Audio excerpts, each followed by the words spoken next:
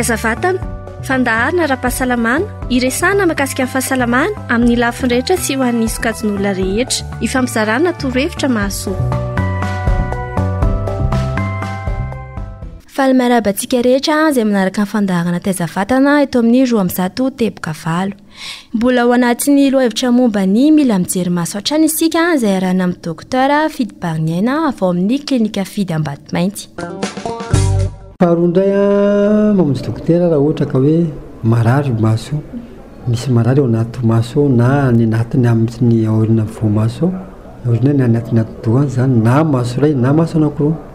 Fahatelo indray raha menamena be koa i maso dia mangiry firy be, tsy mahazaka masoandro dia mila mijery dokotera. Anankiray indray raha misy taille maso misy le taille maso be le voambarana dia miraikitra dity be mihitsy. Indrindra ny amin'ny ankizy mivoan'izay dia mamonjy dokotera fa misy otrikaretinao zany. Ndraindray koa raha misy mivoto amin'ny maso takodimena ao tsika izay fizerintsika azy fa mikroba koa ireny karazana vay ireny, vay eo amin'ny odi-maso ireny dia mila mamonjy dokotera tsika amin'izay fotoana izay. Na ndraiky koa dia mangiry firy fotsiny maso, ohatra mangiry firy ohatra misy fasika zany dia mijory maso lava zany na maso iray na maso roa voan'izany dia raha voazay koa ny tranga dia mila mamonjy dokotera tsika. Ny mahasoa no ifampizarana. Sira sy menaka oliva manala fanentenanao amin'ny atoka izay indray no resantsika ao anatin'ny tapany faharoa fandaharana dia ny mahasoa no ifampizarana izany. Mety misy fotoana manentena ao amin'ny atsika ao ary tena maneringela fatra izany satria ny atoka mantsy no mizaka ny loha dia aza matahotra ny amin'izany ianao fa misy fomba natioraly afaka manaisitra izay fanentenana tsapanao amin'ny atoka izay.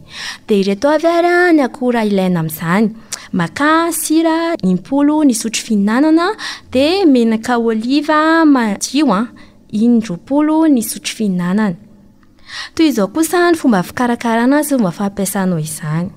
Afangaro anaty vera iray ireo akora ireo dia idina mandritra ny 2 andro izany.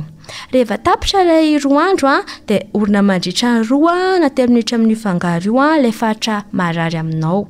Ary ampitomboina 2 na 3 minitra isan'andro izany mandra-patapitry ny 20 minitra. Ny marena vao mifoha iny no ampiasaina azy tia ary atao isan'andro izany. Rehefa vita ny ohatra dia fahona amin'ny mouchoir taratasy fotsiny menaka.